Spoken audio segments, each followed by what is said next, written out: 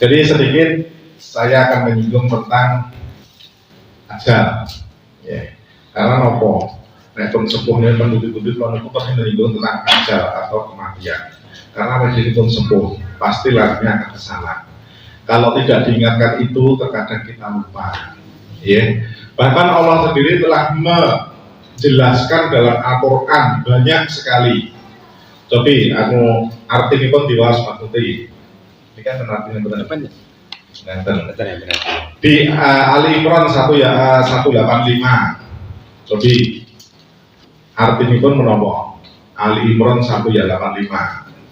Dipun wawas sekarang tadi banter tuh. Kersane kita tuh tahu bahwa Al-Quran itu sudah menjelaskan seperti itu, Allah sudah mendikos seperti itu. Berarti kita ya harus siap-siap kata mereka. Ya. Ali Imran 185, artinya pun loh, tinggal inggil mawon biasa. Setiap yang bernyawa akan merasakan mati. Ya, paling intinya itu kita ambil dari kematian kan lainnya. Terus lagi di Al-A'raf 34, coba Pak. Al-A'raf 34, ayat 34. Itu banyak Allah, kita ambilkan 3 contoh di Al-Quran saja. Lainnya masih banyak. Allah menyinggung tentang ajal ini. Monggo Pak. Dan setiap umat mempunyai ajal. Atau di atas. Nah.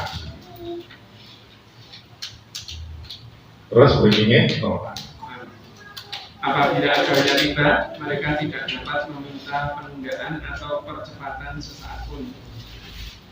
Nah, ya. Jadi Allah tuh banyak sekali menjelaskan tentang ajal. Dan kita tuh sudah tahu seperti itu. Tetapi kenapa kita tuh mesti selalu lupa? Bahkan Rasulullah SAW pun dalam hadisnya juga sudah menjelaskan, hadis riwayat At-Tirmizi, perbanyaklah mengingat pemutus kelezatan dunia, yaitu kematian.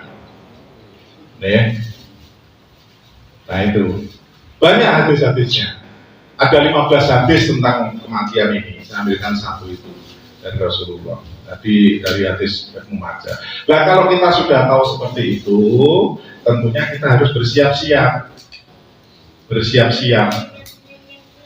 Contohnya Rasulullah dalam hadis riwayat Ibnu Majah, ya, bahwa sahabat Abdullah bin Umar pada saat berjalan bersama Rasulullah, ada seorang pria Ansor bertanya pada Rasulullah, "Ya Rasulullah, siapakah orang beriman itu?" Yang pertama Rasul menjawab bahwa orang yang beriman adalah orang yang berakhlak mulia, yang bagus akhlaknya. Terus tanya lagi, siapa lagi ya Allah? Ya orang yang paling cerdas. Lalu Rasul ngendika bahwa orang yang paling cerdas adalah orang yang bisa mempersiapkan bekal untuk kehidupan selanjutnya, setelah kematian. Bahwa sesungguhnya kehidupan yang sesungguhnya itu sebenarnya setelah kematian. Karena dunia ini sifatnya hanya fana sementara. Jadi intinya dari ayat dan hadis tersebut, Allah, Rasulullah ya, mengingatkan kita jangan lupa bahwa hidup kita itu terbatas. Dan sampai terbatasnya itu tentunya hadis yang terakhir tadi Allah juga mempersiapkan tentang kematian.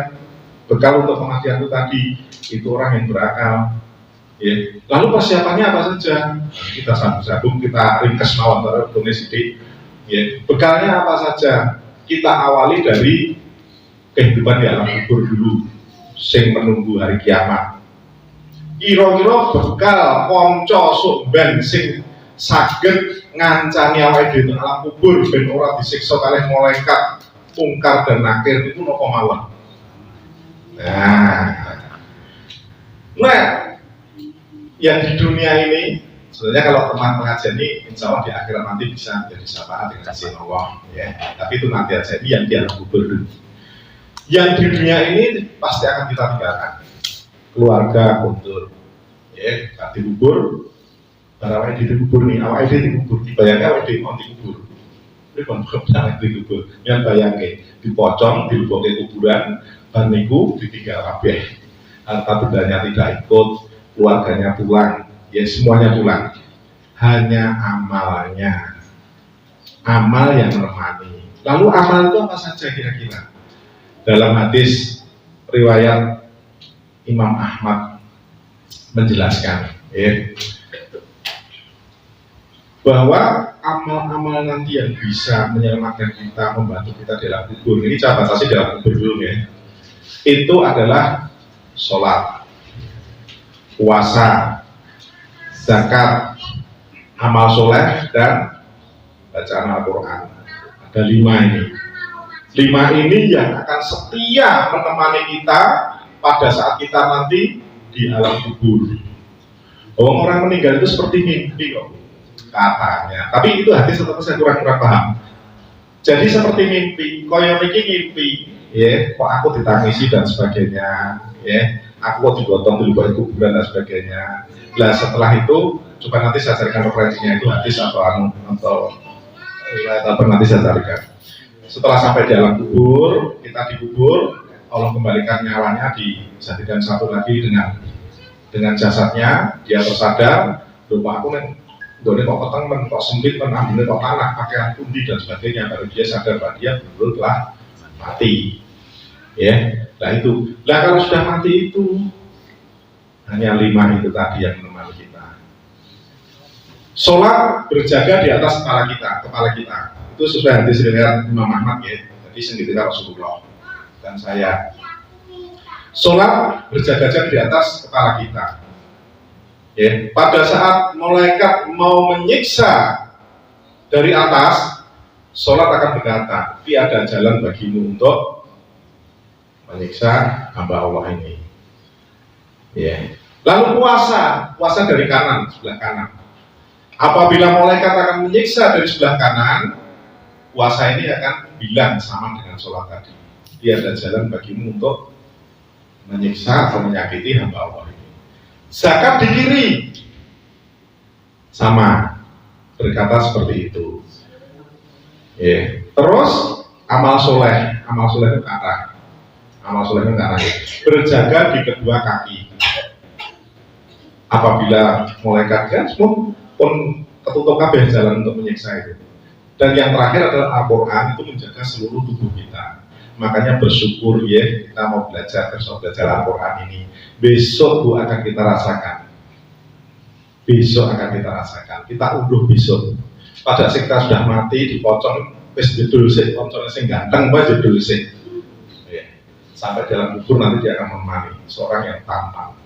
Salah satunya ada Al-Quran ini. Bahkan Al-Quran ini akan memberikan syafaat dengan izin Allah sampai di akhirat kelak.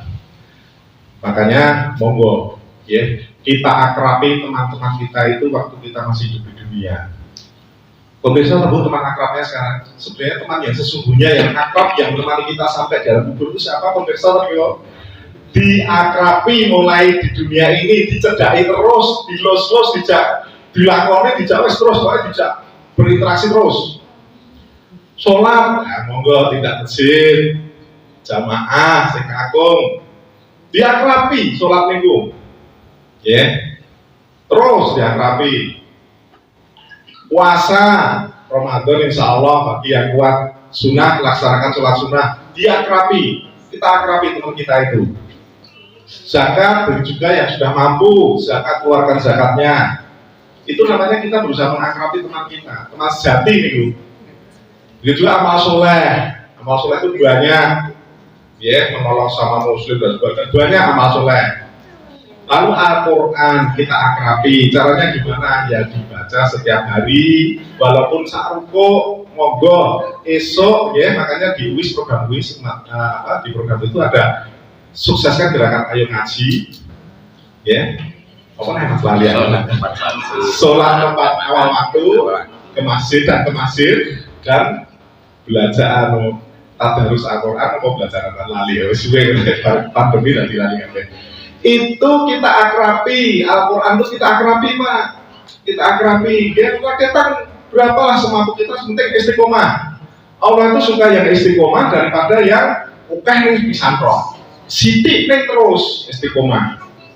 Kita akrabi, Pak, mumpung kita masih diberi kesempatan loh ya. Soalnya penjenengan kalau menurut saya waktu seperti yang dijelaskan oleh Al-Quran tadi aja sudah tiba, tidak bisa ditunda waktunya. Surat Al-A'raf 34 tadi, ya, penyesalan itu sudah tidak ada gunanya. Bahkan kalau kita bisa mendengar orang yang meninggal itu nangis sama Allah, pengen apa? Diuripke meneh walaupun hanya sak detik wis. Ingin beramal soleh, sedekah dan sebagainya. Tapi sudah tidak ada jalan bagi mereka untuk kembali hidup di dunia. Makanya ya, kita masih hidup, saya sendiri juga berusaha semaksimal mungkin caranya kita akrabi teman-teman itu, kita laksanakan semua perintah Allah dengan segenap kemampuan kita, dan kita tentunya kita hindari semua larangan Allah dengan segenap kemampuan kita pula ya. Terus itu Bapak Ibu intinya. Bahkan kalau punya sedih, kan kadang manusia itu kalau di dunia kan ada senang sedih ya. Nah, dengan merasakan kesedihan yang sangat melalui kuburan.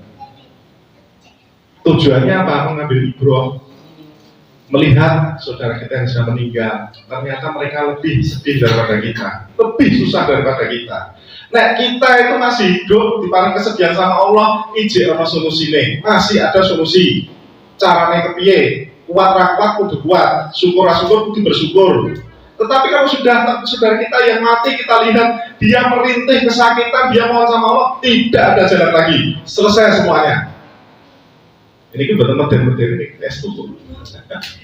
Dan itu pasti, kita pasti akan mati, itu pasti. Gak mungkin gak akan mati, pasti akan mati. Entah kapan kita gak tahu. Makanya sebelum semuanya terlambat, yuk kita bareng-bareng kita mendekat sama Allah secara sungguh-sungguh, bermujahadah, ya. Segenap kemampuan kita, ya dunia, ya digulain, ya sepuhnya terjadi, apa-apa, you know? Dicari, tapi dunia itu wasilah kebahagiaan kita di akhirat. Jangan sampai dunia itu menjadi hawa nafsu, diperbudak oleh hawa nafsu, dan sebagainya, jangan. Sebagai wasilah, karena besok jelas dalam hisab itu akan ditanya oleh Allah. Duit mulai menghenti, hartamu menghenti, gue belanja nanti semuanya akan ditanya sedetail mungkin sampai cilik ditanyakan oleh Allah. Kita harus berhati-hati. Mungkin itu Bapak Ibu sekalian yang dapat kami aturkan, ini hanya sekilas saran sebelah saja karena mengingat waktunya 10 menit tadi. Semoga apa yang kami aturkan ini dapat bermanfaat khususnya bagi diri saya, keluarga saya, dan panjenengan semua. Ya, amin ya rabbal alamin. Akhir kata, mohon maaf apabila ada kesalahan, itu murni dari saya, tapi kalau ada yang betul, itu semata-mata hanya bimbingan dari Allah Subhanahu wa Ta'ala. Assalamualaikum warahmatullahi wabarakatuh. Waalaikumsalam warahmatullahi wabarakatuh.